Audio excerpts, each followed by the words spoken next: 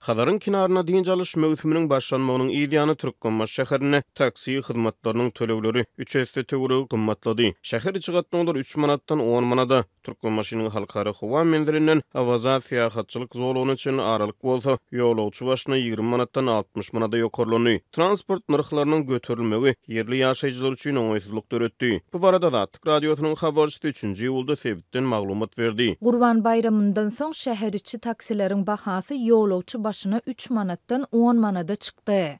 Türkmenbaşynyň halkara howa menzilinden awada gözegçilik nokodyna çenli bolan aralyk adam başyna 20 manatdan 60 manada ýokarlandy.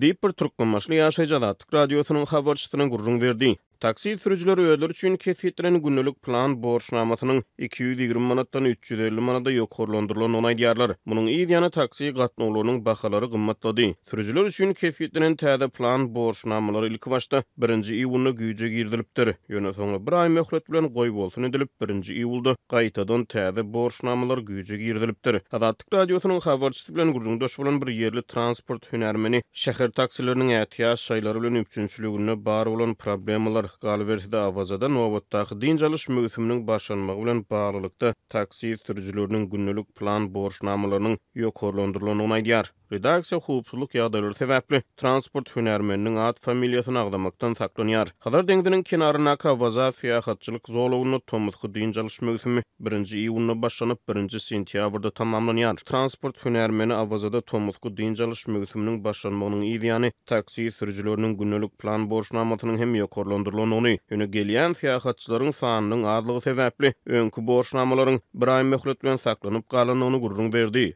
Soňky 5 gün bäri syýahatçylaryň sany artyp başlady. Biz hem bahalary götermeli bolduk.